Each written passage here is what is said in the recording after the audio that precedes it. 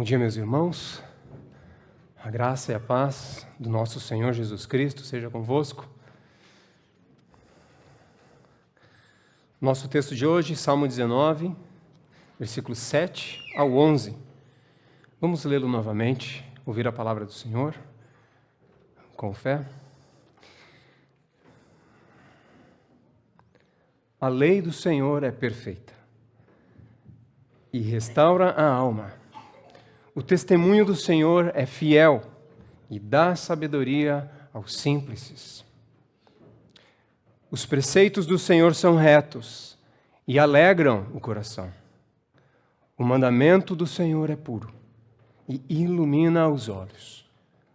O temor do Senhor é límpido e permanece para sempre.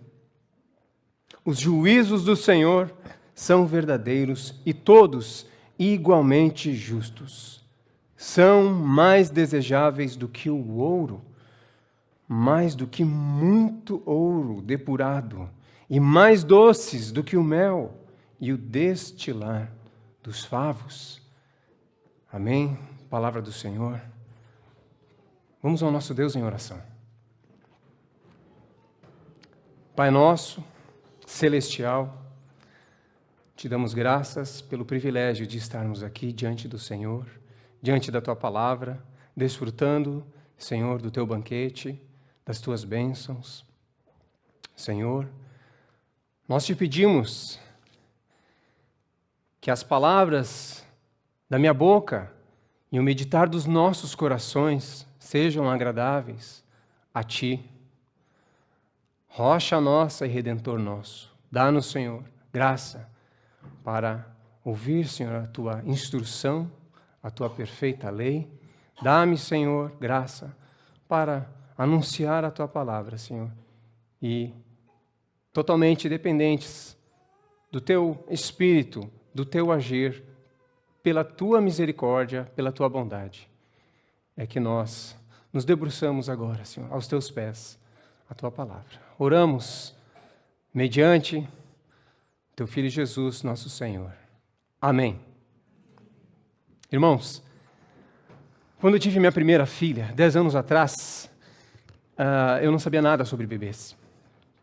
E nem minha esposa, porque nós somos os primeiros a ter filhos, fomos os primeiros a ter filhos, tanto na minha família quanto na deles. E não tinha muitos amigos com bebês, fomos no nosso meio também um dos primeiros a casar e ter filhos. E logo nos demos conta que precisávamos de alguma luz sobre este assunto. E fomos atrás. E logo nos vimos rodeados de uma infinidade de livros e vídeos e palestrantes, autores e especialistas sobre o assunto. E fizemos até um curso que tinha um boneco lá para você trocar a fralda do boneco. Uma infinidade de autoridades nos dizendo o que a gente devia fazer e deixar de fazer, a ponto de nos sentirmos, em certo momento, sufocados, perdidos, confusos. E isso é uma ilustração do que é a nossa vida sem a luz da palavra do Senhor. Naquela ocasião, o meu consolo foi: não vou levar isso tão a sério. Deus me deu a palavra que me orienta como eu devo criar meu filho. Quer saber? Relaxa um pouco, segue o coração em relação à criação dos filhos, né? E seja feliz. A gente demorou um pouquinho, mas a gente aprendeu, tá? Como fazer a criança trocar a fralda. No quarto filho a gente já pegou um pouquinho do jeito.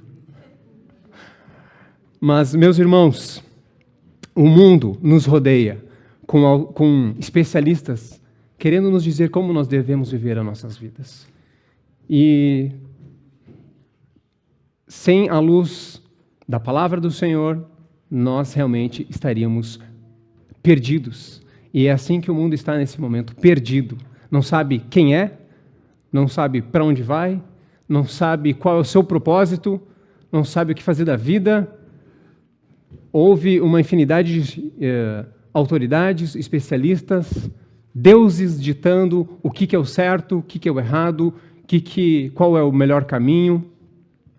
E nós podemos enxergar gerações absolutamente confusas, Elas não sabem literalmente o que elas são. Elas não sabem nem se elas são um ser humano, se elas são um animal. A confusão não tem limites. E essa poderia ser a nossa situação, se não fosse a luz que brilhou em nossas vidas e nos foi entregue, que é chamado a lei perfeita, de um rei perfeito que nos alcançou. O versículo 7 diz assim: a lei do Senhor é perfeita. O que é a lei? Que lei é essa? Quando nós pensamos em lei, logo nós pensamos em Constituição, pensamos em leis civis, certo? Então, a lei aqui no texto, ela é literalmente a Torá.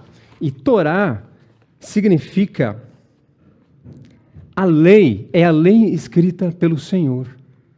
É a instrução, esse termo é a instrução que o Senhor deu para o seu povo, por meio de Moisés aos israelitas, lá depois do Êxodo. Essa instrução, ela pode ser aplicada a toda a Escritura. Ela é entendida, a Torá, ela é entendida como a instrução que Deus dá para o seu povo. Então, quando a gente fala que a lei, quando o salmista diz que a lei do Senhor é perfeita, é a instrução que o Senhor dá para nós. Por que ela é uma lei? Porque ela não é uma opinião. Deus não está dando uma opinião, Ele está dizendo o que é imutável, o que é sólido, a lei do Senhor. E essa lei que o Senhor está nos entregando, ela é perfeita. Essa aí vai dar certo.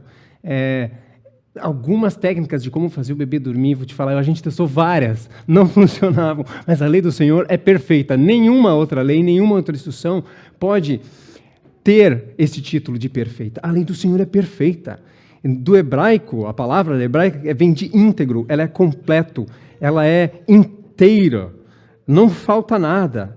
A Torá, usando o termo original, ela é completa, ela contém toda a instrução que você precisa. Meu irmão, você não precisa procurar em outro lugar. E ela não tem nenhum defeito, ela não tem nenhuma contradição, ela é infalível, ela é verdadeira, ela é completamente confiável, ela é perfeita. Irmão, pensa uma coisa, é perfeito. Perfeito é algo que não falta nada e não tem defeito. Ela é suficiente. Você não precisa procurar mais coisas em outros lugares. O fato de ser perfeito implica que ela é suficiente. E nós vemos essa verdade também em 2 Timóteo, um texto muito conhecido de todos. 2 Timóteo, capítulo 3, versículos 16 e 17, que diz assim, Paulo dizendo lá para Timóteo: toda a Escritura. Aqui, a Escritura a gente também pode compreender como lei, como toda a palavra do Senhor dirigida ao seu povo. Toda a Escritura, ela é divinamente inspirada e proveitosa para ensinar, para redarguir, para corrigir, para instruir em justiça, para que o homem de Deus seja perfeito e perfeitamente instruído para toda a boa obra. Meu irmão, para você ser perfeito, não faltar nada na sua vida, para você ser completo, você precisa tão somente da Escritura, da lei perfeita. Nós temos um Deus perfeito que nos deu uma lei perfeita para que nós sejamos perfeitos. Não precisamos buscar em nenhuma outra fonte. Todas as outras fontes são falsas, são amargas, são falíveis. Nós somos perfeitamente instruídos pela palavra de Deus para toda boa obra, ou seja, para tudo o de bom que nós podemos fazer e que nós devemos fazer. A instrução está na lei do Senhor. A lei do Senhor é perfeita. E essa lei perfeita, continua o texto, diz que restaura a alma. A lei do Senhor, a palavra do Senhor que nos foi revelada, que nos foi entregue, que faz com que nós não estejamos mais em trevas, ela restaura a nossa alma. Irmãos, o pecado, o que é pecado? Pecado significa viver justamente contrário à lei de Deus. A definição de pecado é você pegar essa lei perfeita e rejeitá-la. Isso é pecado. Pecado é não se amoldar à lei de Deus. Em 1 João, capítulo 3, versículo 4, diz que o pecado é a transgressão da lei. Não precisa fazer nenhuma manobra teológica. Está escrito aqui. Irmãos, o que é pecado? Transgressão da lei. Você quer não pecar? Basta não transgredir a lei. Nós sabemos, né, que esse basta é uma obra miraculosa que o Senhor Deus faz em nossas vidas, certo? E o pecado, a não conformidade com a lei de Deus, é o que destrói as nossas almas. Se nós temos algum buraco nas nossas almas, algum desarranjo, alguma tristeza, alguma desgraça, ela é em função do pecado. Da morte que veio mediante o pecado. Em função de não vivermos na plenitude dessa lei perfeita do Senhor. É justamente porque a lei do Senhor é desprezada que as nossas almas são destruídas. Portanto, nós precisamos da lei de Deus para restaurar as nossas almas.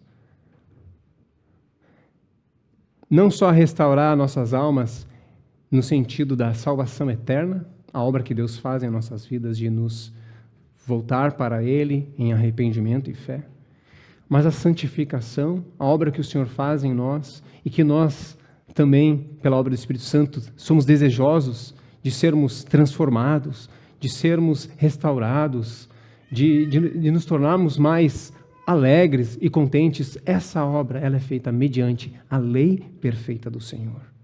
Quando somos alcançados pela graça, somos capacitados a viver em conformidade com essa lei de Deus. É assim que nós somos restaurados.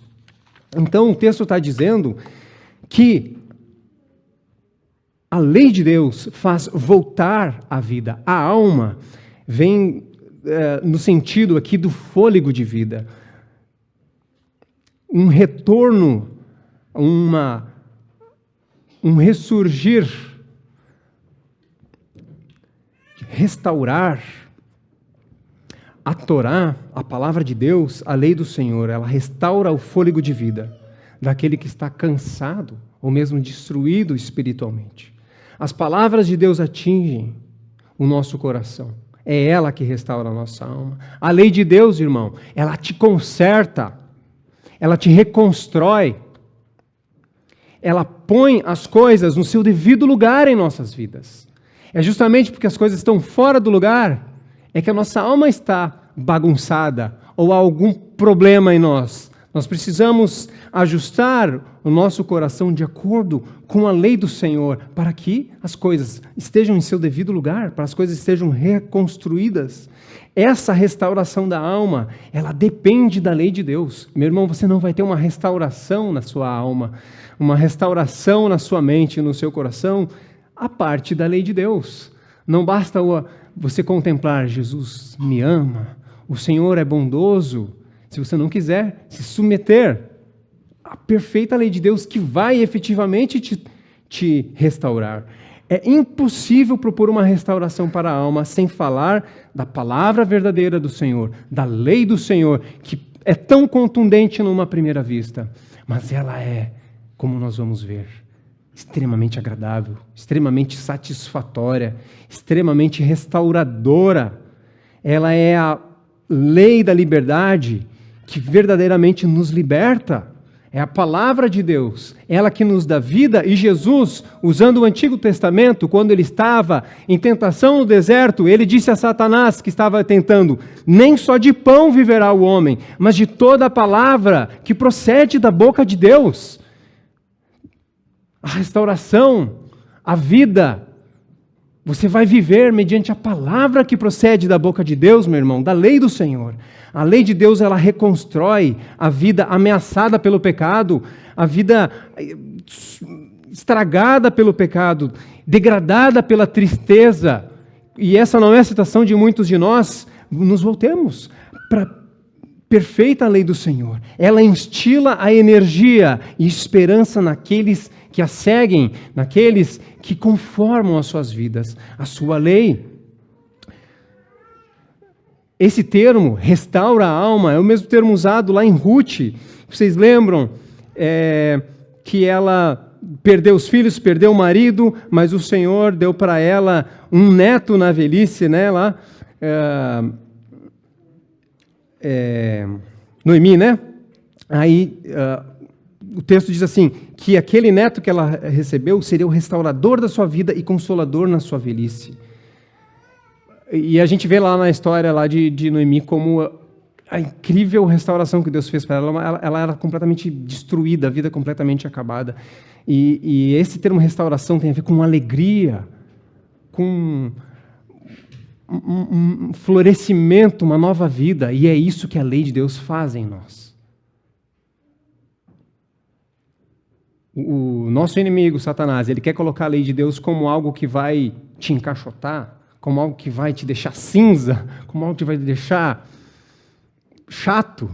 Mas é o contrário. A lei de Deus, ela é libertadora, ela restaura a sua alma, ela faz a sua vida frutificar verdadeiramente. Agora, muitas pessoas querem essa frutificação, essa restauração, essa alegria, querem se sentir bem, querem se livrar desses sentimentos negativos, querem a paz, querem a harmonia, querem a cura de suas ansiedades, de suas depressões, de suas tristezas, mas muitas dessas pessoas não estão dispostas a conformar as suas vidas de acordo com a palavra de Deus. Sabe por quê? Porque elas não acreditam que a lei do Senhor é boa, que ela é agradável, que ela é perfeita, como diz Romanos, lá no capítulo 12, versículo 2, que a vontade do Senhor é boa, perfeita e agradável, mas a gente não acredita. Nós lutamos, nós devemos lutar com a graça de Deus, para confiar na palavra de Deus, para amoldar a nossa vida de acordo com a palavra de Deus. Porque é dessa forma que nós seremos verdadeiramente restaurados. A lei do Senhor é perfeita e restaura a nossa alma. O testemunho do Senhor é fiel. O termo aqui para testemunho também é traduzido como aliança. Meus irmãos, ao longo desse texto, nós vamos ver vários sinônimos para a palavra de Deus. A lei, o testemunho, os juízos, tudo isso são a palavra de Deus, a instrução de Deus que nos é entregue. E ao longo do texto, o salmista vai pegando alguns detalhes e alguns sentidos específicos. E aqui, quando a gente fala de testemunho, não é nada diferente da lei de Deus. A gente está falando de lei, agora vamos falar do testemunho, depois vamos falar do juízo. Não, todos são a mesma coisa com enfoques um pouco diferentes. Todos os termos se referem à palavra de Deus.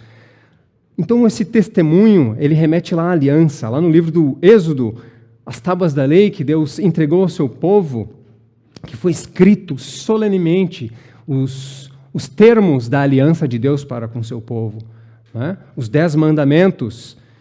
Quantos de nós sabem os 10 mandamentos? Quantos de nós ensinam os nossos filhos os 10 mandamentos? E não só ensinar os 10 mandamentos, entenderem os 10 mandamentos. O que Jesus falou sobre os 10 mandamentos? Abrindo parênteses aqui, aquele livro que nós estudamos no Cristianismo Básico, tem um capítulo muito legal que fala sobre os 10 mandamentos, que são um resumo dessa lei perfeita do Senhor. Pois bem, esses escritos, esse testemunho, eles foram escritos pelo próprio Deus, o próprio dedo do Senhor lá nas tábuas. Vocês lembram da história? Esse termo, então, testemunho, aliança, lembra essa aliança que Deus fez com Israel, com seu povo, lá no Monte Sinai. É algo que Deus escreveu numa tábua. Isso remete à solenidade e à fidelidade da sua palavra. A palavra do Senhor é um testemunho. E é um testemunho fiel. Não é como o testemunho da outra parte. Nós, né? O povo. A nossa parte é dizer, sim, Senhor. Só que a gente faz não. Né? Mas o testemunho do Senhor, a parte dele, no combinado, ele cumpre. O testemunho do Senhor é fiel. É digno de confiança. É certo. Não é variável. Aqui há um sentido, nos termos originais, de permanência. Salmo 93, 5 diz, fidelíssimos são seus testemunhos. No Salmo 111, 7 diz, as obras das suas mãos são verdade e justiça. Fiéis, todos os seus preceitos. Os preceitos do Senhor são fiéis. Os preceitos do mundo são convenientes. Eles são válidos enquanto é legal para eles, ou legal para a conjuntura, para o momento. Né? Os termos de um negócio, os termos de um combinado, as leis num país, tudo depende muito da conveniência. E nós temos a famigerada insegurança jurídica. Com Deus nós não temos isso. Os testemunhos do Senhor são fiéis. Confia a sua vida aos testemunhos do Senhor. Qualquer outra falsa referência de valor, qualquer outra falsa referência de valor sobre casamento, sobre filhos, sobre propósito de vida, vai ruir. Firma a sua vida em valores que não são na palavra, você vai se sentir bem por pouco tempo. Esses valores vão ruir. Você vai ficar sem chão. É o que nós temos visto no mundo. É o que nós temos visto naqueles alheios à aliança do Senhor. Alheios à luz da lei perfeita do Senhor. Não invejemos aqueles que andam em trevas. Não se deixem enganar. O testemunho do Senhor é fiel. E dá sabedoria aos simples. Você não precisa ser um grande teólogo, um grande estudioso. Pega a palavra do Senhor, lê ela. O Senhor vai te dar sabedoria. A palavra do Senhor diz também: aquele que tiver sabedoria, peça e vos será dada. Está aqui a palavra do Senhor. Está aí na sua mão. Está aí no celular. Que o Senhor bondoso que nos entregou a sua revelação. Quantos ainda hoje estão alheios à lei perfeita de Deus, estão em trevas. Se a gente anda em trevas hoje, é porque a gente quer. Está aqui a palavra do Senhor. Quer deixar de ser simples? O que é o simples aqui no texto? É alguém sem sabedoria. É uma pessoa ingênua. Ela pode até pensar que sabe. Geralmente o ingênuo ele acha que sabe. Não estou dizendo que ele é arrogante, mas ele não tem noção das coisas. Ele não tem conhecimento. Ele desconhece os princípios morais da Escritura. Ou conhece de uma forma muito rasa. O que a Escritura tem a dizer sobre o seu trabalho? O que a Escritura tem a dizer sobre a sua decisão de o que fazer da vida? Sobre casamento? Sobre filhos? Sobre o propósito de casamento e filhos e trabalho? Sobre igreja? Sobre o culto? Não sejamos ingênuos, não sejamos simples. A gente acha que sabe, a gente não sabe. Que o Senhor nos ajude, que o Senhor nos ilumine. Fica muito claro aqui que a sabedoria vem do testemunho do Senhor e não de outro lugar. Ela não vem nem de nós mesmos. Sem a Escritura é impossível alcançar a sabedoria, meu irmão. A sabedoria que vai restaurar a sua alma. Olha o que o salmista diz no Salmo 119, versículo 99 e no versículo 100. Compreendo mais do que os meus mestres, porque medito nos teus testemunhos. Sou mais prudente que os idosos, porque eu guardo os seus preceitos. Ser idoso não é sinônimo de ser sábio. Você tem bastante tempo. Ser idoso é uma grande vantagem, porque você tem muito mais tempo que os outros para ser sábio. Mas se você não se agarrar aos preceitos, não consumir esses preceitos, irmão, o tempo está passando. O tempo está passando. Ou você vai permanecer ingênuo e ignorante, sem desfrutar da lei perfeita do Senhor, e se tornar um idoso, como esse que o salmista diz, que não tem prudência. Sejamos como o exemplo do salmista aqui. Nos apeguemos à palavra. Procuremos saber o que a palavra fala sobre as minhas reflexões, sobre as minhas decisões, sobre o que eu acho que é certo ou errado, sobre as minhas opiniões, sobre tudo. Somos cheios de opiniões, mas por que você tem essas opiniões? São baseadas em quê? De onde é que você tirou essa ideia? Elas devem vir, necessariamente, da palavra de Deus. Porque os preceitos do Senhor são retos. Eles são justos. É um caminho reto, é um caminho plano, é um caminho agradável de seguir. É um caminho não só agradável para a gente seguir, mas, acima de tudo, ele é agradável ao Senhor. E, meus irmãos, alegram o coração. Os preceitos do Senhor alegram o coração. Nada vai te trazer paz, tranquilidade, satisfação, deleite e contentamento, além de viver uma vida de acordo com a palavra de Deus. Você vai ter alegrias passageiras, empolgações passageiras, mas em breve você vai ficar sem chão. Os preceitos do Senhor vão trazer alegria ao seu coração. Nós já falamos de Romanos 12:2. Vamos falar novamente. Vocês lembram? É bem famoso esse texto. Muito conhecido entre os cristãos. Ouçam. Não vos conformeis com este século, mas transformai-vos pela renovação da vossa mente, para que experimenteis qual seja a boa, agradável e perfeita vontade de Deus. Esse texto diz, não tome a forma deste século. O século significa este mundo, esta era, o pensamento não bíblico, não cristão. Não tome a forma deles. Mas, ao contrário, seja transformado. A nossa tendência natural é tomar a forma do mundo. É a luta, né? A luta da carne e do espírito. A nossa tendência, mas sejamos transformados pela renovação da nossa mente. Transformação que vem do nosso entendimento. O entendimento, a sabedoria. E só assim nós vamos poder experimentar a vontade de Deus, que é boa, que é perfeita, que é agradável.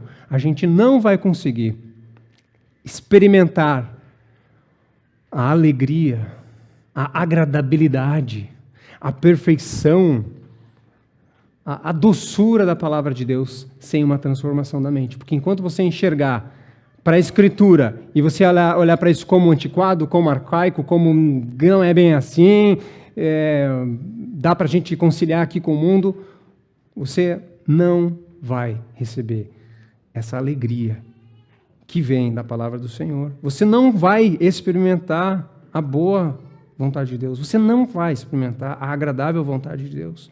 Primeiro você precisa ter uma metanoia, uma transformação de mente. E aí o Senhor abre os nossos olhos e nos faz enxergar, nos faz experimentar, né? Para que experimenteis. Salmo 34:8 diz assim, provai e vede que o Senhor é bom. Você precisa experimentar. Bem-aventurado o homem que nele se refugia.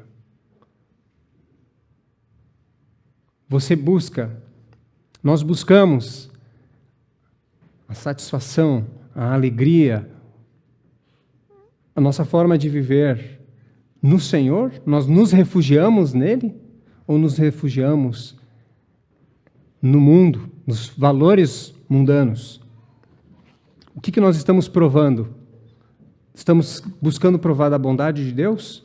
Ou estamos buscando provar das doçuras do mundo? As conveniências do mundo. Provai e vede que o Senhor é bom. Você precisa experimentar. E muitas vezes não, é sempre um passo de fé. A Bíblia diz que filhos são bênção, são herança do Senhor, são um galardão. Mas você só vai saber disso experimentando. É preciso ter fé, é preciso tomar um passo de fé.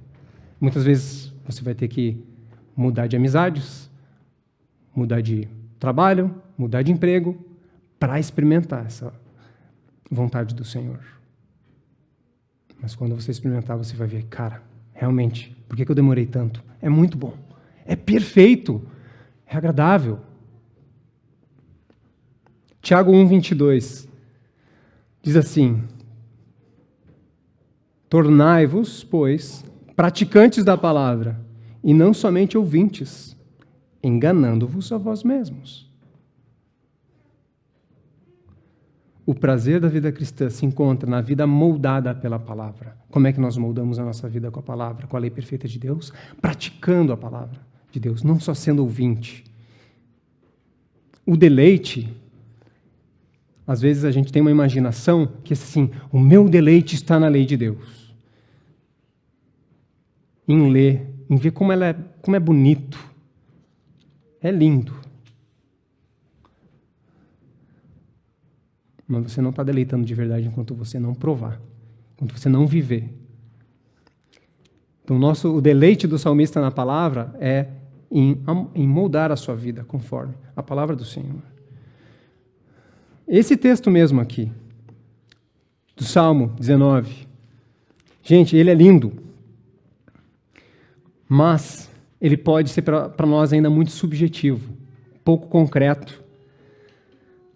É como um poema. Imagina alguém que nunca viu o pôr do sol do Guaíba, vamos dizer, por exemplo. Você pode ler um poema falando sobre o pôr do sol, né? Aquela bola gigante, laranja, refletindo na água. Você pode ler sobre isso. Cara, que lindo esse poema, mas você não vai experimentar enquanto você não for lá e ver com seus próprios olhos. E assim é a palavra do Senhor. Nós precisamos experimentar essa alegria. Experimentar, provar e ver. E é um passo de fé provar. Você tem que pegar. Eu lembro no aniversário de namoro de um mês com minha esposa, e eu levei ela para provar sushi. Ela não acreditava que o sushi era bom. Não, e ela fazia careta. A gente foi lá, tinha um buffet lá de massas, mas tinha também de comida e tinha também o sushi. E eu falei, não, mas amor, você precisa experimentar o sushi dela. Não, isso aí é horrível, isso aí é peixe cru, amor. Provai e vede, é bom. Aí eu peguei o sushi hot, né? Que ele é mais... E aí eu, não, amor, por mim, vai, sushi hot. E ela mordeu assim, fez uma cara, gravada na minha memória até hoje, e aquele rosto foi soltando e... É bom mesmo. Irmão, provai e vede, é bom. Você precisa experimentar. Você precisa experimentar o que a palavra diz sobre casamento, sobre filhos. Tem uma alegria à sua disposição aqui, mas você precisa confiar e provar. O que ela fala sobre trabalho? Que realização que você está buscando? Sobre a carreira, sobre política. A gente vai sair daqui e vai falar de política. Política faz parte da vida do cristão. Está na palavra. A Bíblia tem muito a falar sobre política, sobre economia, sobre amor.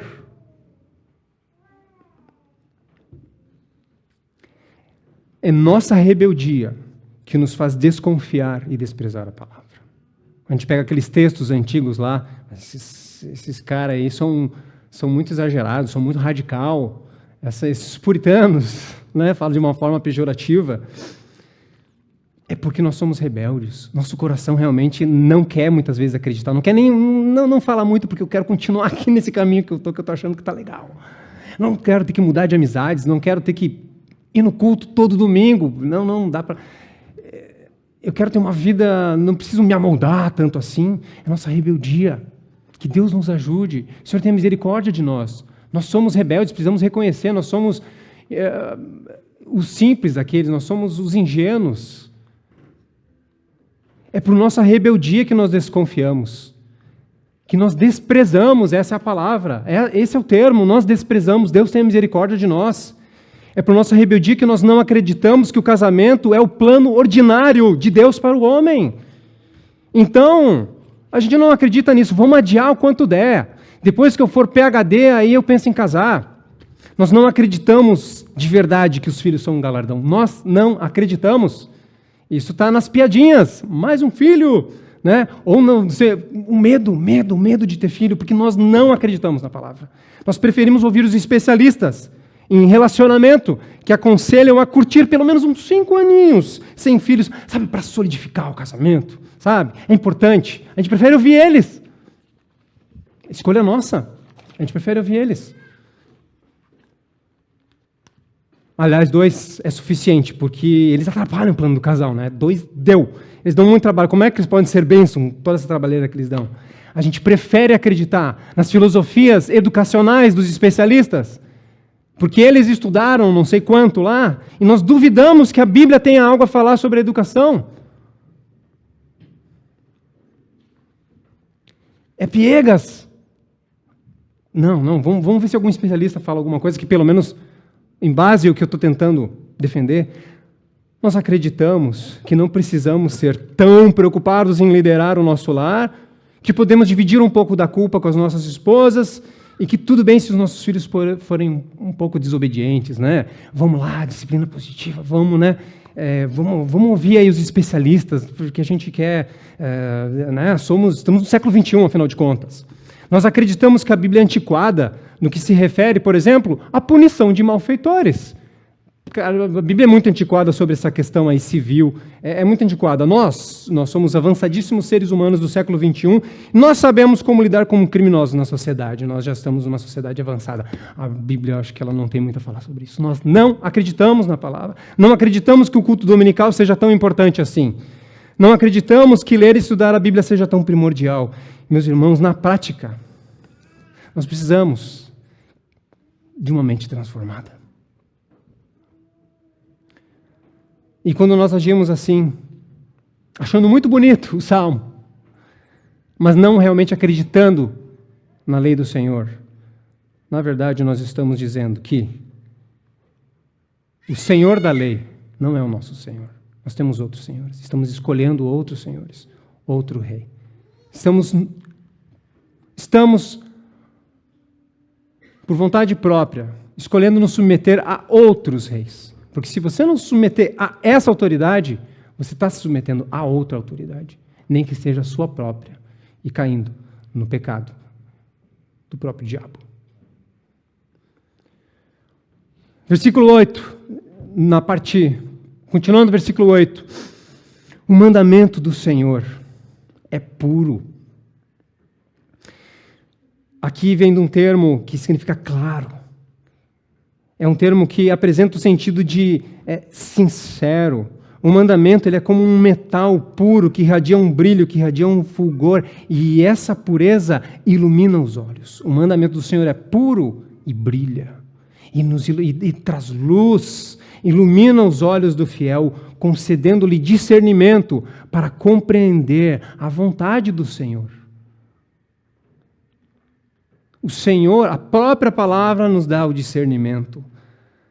Ele ilumina os nossos olhos. O mundo, como nós já temos visto, está perdido na lama. E muitos de nós seguem um pouquinho do fluxo. Não sei como é que eu vou criar meu filho, como é que eu vou lidar o casamento, como é que eu vou... Né, o relacionamento não está legal. E busca um monte de coaches, falsos mestres. A palavra de Deus ilumina nossos olhos. Olha esse superpoder que Deus nos dá, de enxergar, de discernir, de ter uma firmeza de saber, isso aqui está errado, isso aqui está certo, isso aqui não é bem assim. O Rei Jesus ordena que as coisas sejam dessa forma, a palavra de Deus orienta, que é de tal modelo.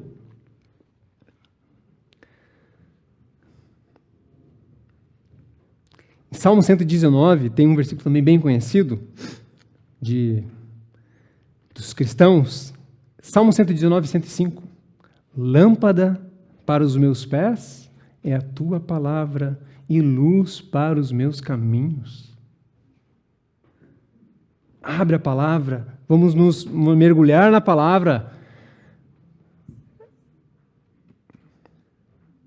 Ela que é a luz para os nossos pés. Ela ilumina os nossos olhos para sairmos da confusão, sairmos da bagunça. Não é arrogância do povo de Deus, é fato.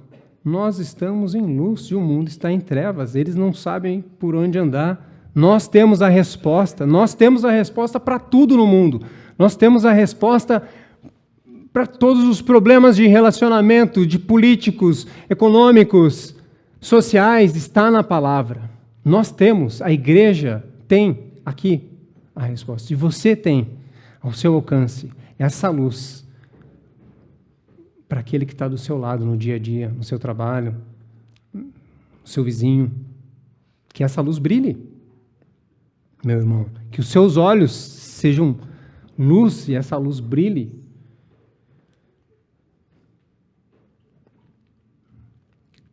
Sem a palavra de Deus estamos perdidos. É com a palavra que nós distinguimos o certo do errado. Deus não nos deixou no escuro. Como aquele sentimento que eu estava lá, como é que eu vou botar essa criança para dormir, né? E a técnica de balançar e de enrolar e de fazer um envelopinho, não sei o que. Não, Deus não nos deixa nessa confusão. A lei do Senhor é completa. Sem a palavra, meus irmãos, sem a palavra, todas as tuas opiniões não passam de achismo. Ok? É achismo. Se você acha alguma coisa que não provém da palavra, achismo, pode achar o que você quiser. Não faz diferença. São meras opiniões. E meras opiniões, cada um faz o que quer.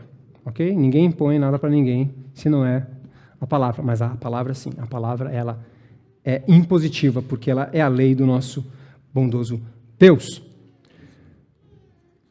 E se quisermos seguir nossos próprios caminhos, os nossos próprios achismos, nós vamos ter que arcar com as consequências.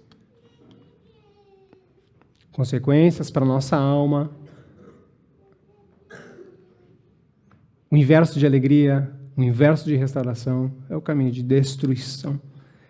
Se as coisas não estão certas, a nossa mentalidade, alguns usam o termo pensamento bíblico, pense biblicamente. Né? O nosso pensamento ele tem que ser bíblico. Se alguma coisa não é certa, para mim, para você pensa assim, se as coisas não estão certas, é porque elas não estão de acordo com a lei de Deus.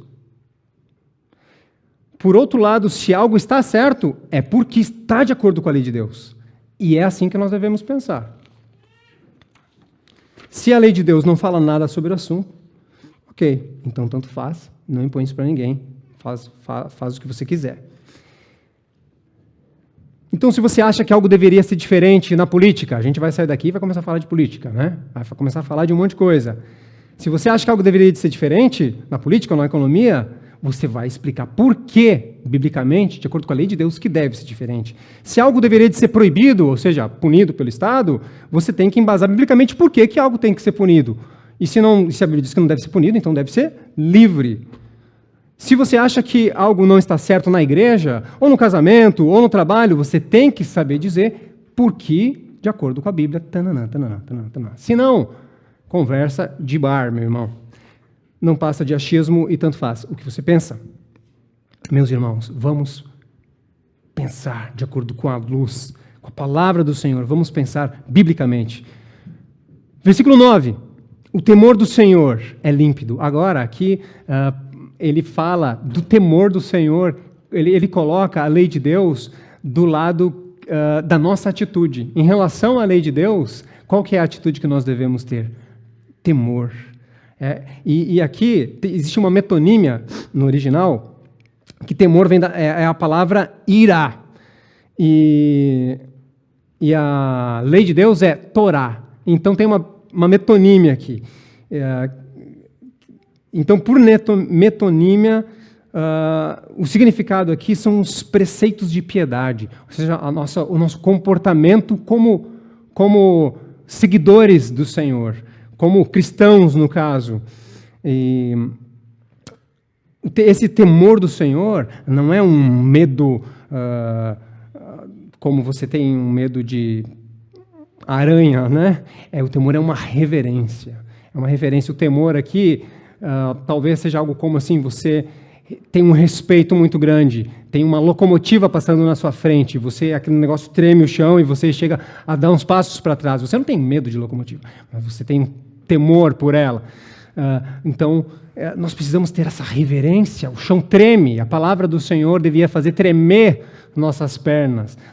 Essa é a nossa postura para com a palavra de Deus. Aqui, então, ele está usando a nossa atitude, mas está se referindo assim, à sua lei. Então, a sua lei, ela é límpida. E esse termo límpido, o termo puro, é o mesmo termo que ele era usado comumente lá em Levítico para descrever os sacrifícios limpos. Lembra que tinha o que podia ser ofertado a Deus e o que não podia, o que era puro, o que era impuro. E aqui é o mesmo termo. O termo do Senhor é límpido. Essa nossa atitude para com Deus é, em um sentido, o sacrifício que Ele quer. É, em um sentido, o que agrada dele. É o que é puro, é algo que é agradável ao Senhor.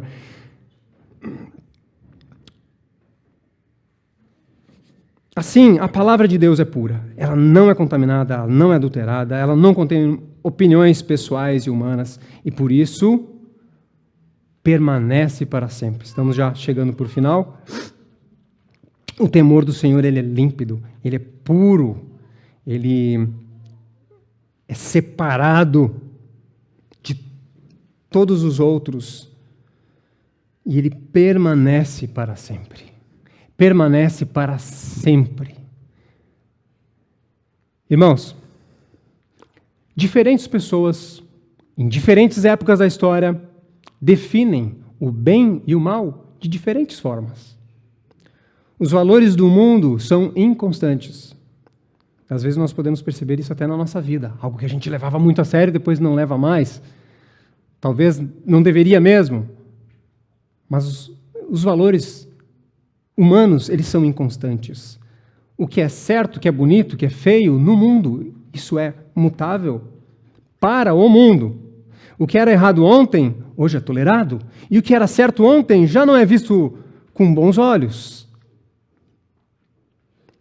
A ciência e todo tipo de conhecimento precisam estar sempre sendo atualizados e corrigidos, não é? Sempre é preciso fazer uma atualização no conhecimento humano. A lei de Deus, entretanto, permanece para sempre. O princípio, quem define bem e mal, certo e errado, é a palavra, e ela é imutável. O homem quer estabelecer as suas próprias leis no lugar da lei de Deus. O homem, eu, você, a gente quer. Nossa carne, a gente não quer se amoldar isso aqui, a gente quer facilitar para nós. Porque a gente acha, a gente se engana, a gente acha que vai ser melhor para nós dar o nosso jeitinho. Ele diz, o homem, usar o bom senso. Vamos usar o bom senso. Né? Vamos usar o bom senso. Mas quem define o que é bom? Não existe bom senso, meus irmãos. Não existe bom senso. Existe a palavra de Deus. Existe a lei de Deus. Bom senso é balela. Vamos seguir o bom senso. Se há algum bom senso, é porque alguém está bebendo daqui, ó. Tá? Alguém está bebendo por aqui. Vamos ser equilibrados, irmãos. Não existe equilíbrio. Equilibrado baseado em quê? Entre um ruim e um muito ruim. Vamos manter equilíbrio? Não existe equilíbrio. Existe palavra, a lei de Deus. Quem vai julgar a lei de Deus? Quem vai dizer que ela está mais para lá ou mais para cá? Quem que mede a palavra? Ninguém mede a palavra. E aí, quem vai definir o que é bom? Vamos perguntar quem vai definir. A ciência vai definir o que é bom para nós? A psicologia vai definir o que é bom? Comportamento? Quem sabe a ONU? Os direitos humanos? Acho que eles sim são autoridade. Acho que neles nós podemos confiar. Sim? O Estado? Todos eles são falsos deuses. Todos eles são mutáveis. E as pessoas baseiam suas vidas nesses falsos deuses. Muitas vezes nós. E quando esses falsos deuses resolvem mudar, tudo desmorona. Pessoas construindo décadas de suas vidas em valores que depois mudou e a pessoa viu que jogou a sua vida toda fora.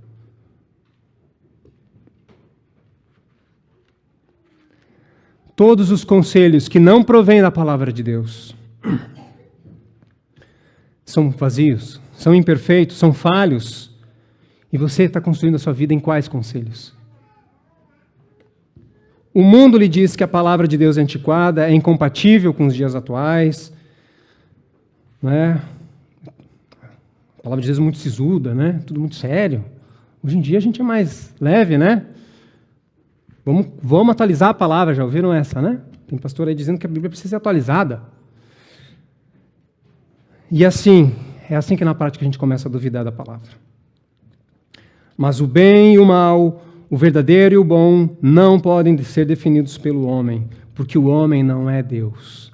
Quando a gente não se submete à palavra, nós estamos ouvindo a serpente nos enganar. Nós estamos sendo tentados a ser como Deus, a ser legislador. O bem e o mal são definidos, meus irmãos, pela lei de Deus e nada mais. Por exemplo, praticar a lei. Praticar a lei é a própria definição de amor. Praticar a lei é a própria definição de amor. Olha aqui, 2 João, capítulo 1, versículo 6. Diz assim: e o amor é este, 2 pontos, que andemos segundo os seus mandamentos. Não precisa inventar a moda. Praticar a lei, além de tudo isso, é o próprio significado de amor, é o próprio princípio de amor. Lá em Romanos 13, versículos 8 e 10, diz assim, ó Paulo dizendo assim, ó, Pois isto, 2 pontos, não adulterarás, não matarás, não furtarás, não cobiçarás. E se há qualquer outro mandamento, tudo nesta palavra se resume. Amarás o teu próximo como a ti mesmo. Meus irmãos, amor, sabe o que é amor? É não adulterar. Amor é não assassinar. Amor é não furtar. Amor é não cobiçar. Pronto. A palavra de Deus é perfeita. Deu. Aí, ó. Agora, imaginem como seria o mundo se as pessoas praticassem o que a Bíblia chama de amor e não o que elas pensam que é amor. A lei do Senhor é perfeita. Ela restaura, ela conserta as coisas. A gente não confia. Está aqui, ó, está debaixo do nosso nariz, pronto. Amor não é falar mansinho, amor não é fazer carinho. É também, né, claro. Mas está aqui, é muito prático. Só que a gente não quer, né? O adultério, o furto, é tudo muito mais interessante. Olha só, Jesus avisou. Jesus avisou. Não penseis, lá em Mateus 5,18, palavras de Jesus, não penseis que eu vim destruir a lei ou os profetas. Eu não vim destruir, mas cumprir, porque em verdade vos digo que até que o céu e a terra passem, de modo nenhum passará da lei um só i ou um só tio, até que tudo seja cumprido. Meus irmãos, Jesus não veio para abolir a lei. A lei está valendo 100%. Se você pensa o contrário, então está valendo não matar, adulterar, ter outros deuses. Está valendo. Não. A lei do Senhor é imutável. A lei do Senhor dura para sempre, permanece, é fiel, não muda. A lei do Senhor não muda, ela permanece para sempre. A lei do Senhor é a rocha firme que jamais nos frustrará. Edifique a sua vida nessa rocha.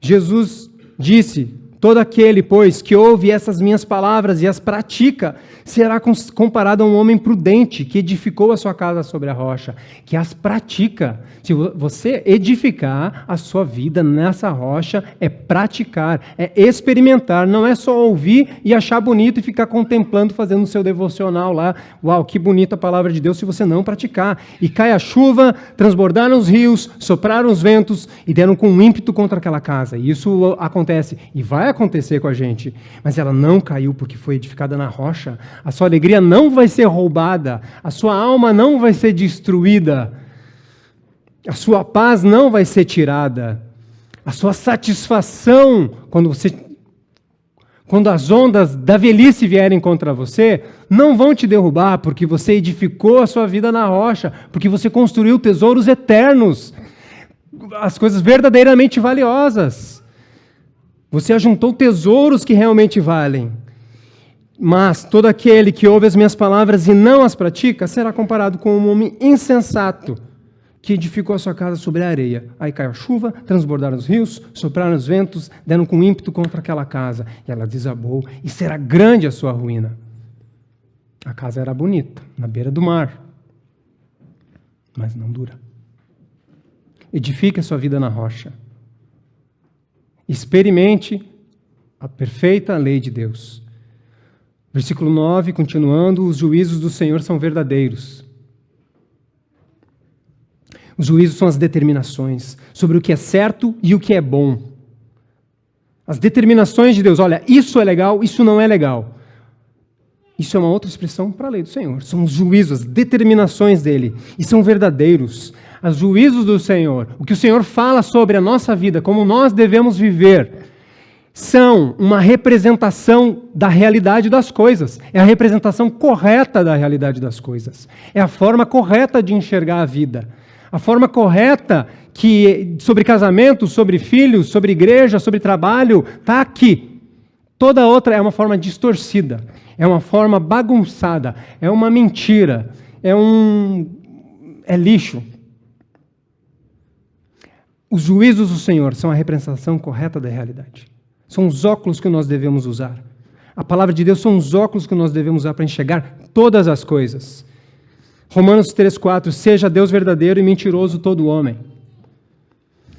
E continua, os juízos do Senhor são todos igualmente justos. Não tem um melhor que o outro. Nós não podemos aceitar um e rejeitar o outro. Nós não podemos gostar mais de um do que do outro. Não, mas eu vivo a palavra de Deus aqui, essas partes aqui, ó. Mas aquelas lá, não, aquelas lá precisam ser atualizadas.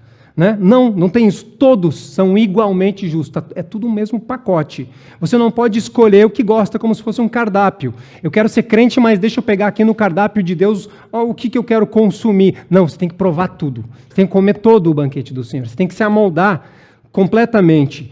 Todos são igualmente justos, pois provém de Deus, que é a definição de justiça. Deus é a definição de justiça. Olha só, meu irmão, Deus não é justo porque Ele faz leis justas. Deixa eu ver. Não, essas leis de Deus aqui são boas, mas essas aqui não acho elas tão corretas, eu não acho elas tão justas. Não acho tão legal aqui que o marido tem que liderar, que a mulher tem que submeter, que os filhos têm que obedecer. Não acho tão justo, acho que Deus aqui falhou um pouco. Meus irmãos, tudo o que Deus disser, por mais que te choque, é justo por definição. Olha só, Deus não é justo porque faz leis justas. As leis que Deus faz são justas porque Ele é justo. Tudo que Ele faz é justo. Quem é que vai medir Deus? Deus se submete a algum tipo de padrão para fazer leis, por acaso? Que está acima dele? Ah, não, isso aqui não seria justo, não vou fazer. Ele é o próprio padrão de justiça. As leis são justas porque Deus é justo por definição. Não podemos julgar os juízos de Deus. Nós não temos absolutamente parâmetro nenhum para dizer que é a forma que Deus escolheu como os malfeitores devem ser punidos, injusto. Não, mas eu acho que aqui Deus aqui se passou aqui no Antigo Testamento. Eu acho que não é justo. Baseado em quê, meu irmão? Você está julgando Deus? Põe-te no teu lugar, irmão. Experimenta, é bom, é perfeito, é agradável a vontade de Deus. A gente não acredita. Que o Senhor nos ajude. Baseado em que nós julgaríamos o Senhor? Salmista, que o Senhor nos deu o coração do salmista. E a gente pode dizer, a lei do Senhor é perfeita. Que a gente leia a palavra do Senhor, toda a lei dele aqui, ó, e a gente termina de, cara, é perfeito. Que o Senhor nos ajude a chegar nisso, porque a gente vai ler coisas que vão nos confrontar. Cara, mas não pode ser assim, será isso mesmo? A lei do Senhor é perfeita. Senhor, eu quero experimentar, quero enxergar, coloca esses óculos em mim, transforma a minha mente, para que eu possa experimentar a boa, perfeita, agradável vontade de Deus. Nós não devemos julgar Deus, porque Deus não se submete a padrão nenhum, exceto Ele mesmo. E eu gosto de ter um rei assim. Esse não se submete a ninguém. E é a esse que eu me submeto. Toda a minha vida, é Ele que nós devemos render. Toda a nossa vida, é por Ele que nós devemos viver e morrer.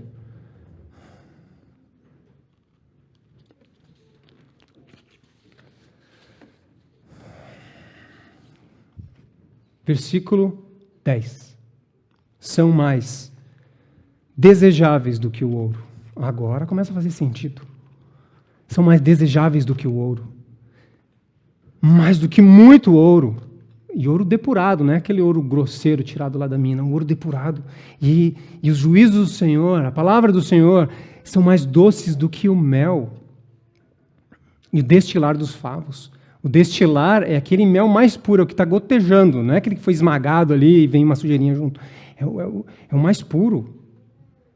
O ouro e o mel eram e são muito desejáveis. Um agrada os olhos, outro agrada o paladar. Eles são uma narrativa do que a lei de Deus deve ser para nós, e ela vai ser para nós. Ela é em certa medida já, graças a Deus, porque nós estamos aqui ouvindo ela, mas que ela continue sendo, que a gente não só se submetendo, porque, Senhor, eu acredito que vai dar certo, acredito que vai ser bom, mas depois, uau, quero mais, isso é muito bom. Para uma mente piedosa, a verdade revelada de Deus, ela é considerada mais valiosa do que todas as coisas. Você troca tudo para viver debaixo dessa revelação preciosa, para viver debaixo desse pacto, dessa aliança, onde nós temos os testemunhos do Senhor regendo a nossa vida. Troco tudo. Um tesouro que está acima de tudo. Essa foi a escolha de Salomão, por exemplo. O mel, a mais doce de todas as substâncias, pelo menos na época, considerado um artigo de luxo, a substância mais grata ao sabor, ao paladar. A ideia é que a verdade de Deus, para um coração transformado, proporciona esse prazer. É o chocolate suíço, né? Vai mel, chocolate belga, né? É o prazer. Esse é o prazer que Deus nos destina nos seus juízos para o seu povo. Nós recebemos, então, depois de experimentar, já não mais como um remédio, não mais como algo que só conserta, mas que alegra. Não é mais um remédio que eu estou tendo que tomar, mas é um mel que eu quero saborear. 11. Concluindo, além disso, por eles se admoesta o seu servo. Admoesta vem da palavra zahab, que é brilhante, é uma luz que nos admoesta, que faz exatamente o que nós fizemos agora diante da palavra do Senhor. Ela nos avisa. Ela brilha como um farol na tempestade. Cara, tem rochas ali, não vai por ali. Parece plácido, mas você vai se arrebentar lá. É a luz que nos faz desviar do perigo. É a lei de Deus que nos admoesta, nos adverte, nos aconselha, nos instrui. O teu servo, e aqui o salmista coloca, eu sou servo. Essa deve ser a nossa postura diante da lei de Deus. Gente, não é uma sugestão. Deus não é coach, Deus é rei. Ele é nosso rei. Ele não está te sugerindo, tá? Ele está impondo. Mas ele está nos impondo uma coisa maravilhosa. Que o Senhor nos dê um coração ensinável. Que nós, digamos como o salmista, somos admoestados pelos seus juízos. Eu sou servo e sou admoestado. E em guardar os juízos de Deus, a grande recompensa. A lei de Deus restaura a alma, meu irmão. A lei de Deus dá sabedoria. A lei de Deus alegra o teu coração. Ela ilumina a sua vida. Você não fica mais andando mais em confusão. Ela é a rocha na qual você vai construir toda a sua vida. E ela vai ser boa. Vai ser agradável. Ela é o padrão da verdade. É o padrão da justiça. O que mais você quer? Está aí a recompensa. Ela é uma recompensa. No momento que você experimenta ela, ela já é uma recompensa. E, além do mais, aqueles que vivem pela graça do Senhor, nos mandamentos do Senhor, permanecem fiéis a Jesus, são salvos, vivendo nos mandamentos do Senhor. Mateus 24:13, aquele que perseverar até o fim será salvo, que perseverar na sua palavra, que o Senhor nos dê esta graça, porque não vem de nós. E não está nesse texto aqui, mas os próximos 3 versículos, o salmista fala, quem é que pode discernir as próprias faltas? Absolve-me das que me são ocultas, das falhas dos meus pecados. Guarda o teu servo da soberba, que ela não me domine. Ele conclui aqui, o salmista, olhando para essa grandeza, essa maravilha aqui da lei, e ele percebe que ele é pecador. Espero que nós tenhamos essa postura agora olhando para o Senhor. Eu estou muito aquém. Me ajuda a enxergar. Senhor, eu tenho sido um idólatra, porque em vez de ouvir os teus mandamentos, eu estou ouvindo os mandamentos dos falsos deuses. Senhor, me ajuda. Que as palavras dos meus lábios, Ele conclui, e o meditar do meu coração sejam agradáveis na Tua presença. Senhor, rocha minha, Redentor meu. Amém? Vamos orar. Nosso Pai Celestial, nosso Rei perfeito, que nos alcançou pela Tua graça e nos entregou a Sua lei perfeita, para que pudéssemos viver na luz, pudéssemos viver em alegria, em restauração, em justiça, em verdade, em contentamento, em vitória. Ó Senhor, nós te pedimos que o Senhor opere em nossas vidas mediante a Tua palavra e nos transforme. Nosso coração é duro, somos soberbos, muitas vezes arrogantes, julgamos, Senhor, a Tua lei. Ó Deus, tenha misericórdia de nós, nos perdoe e nos ajude a crer.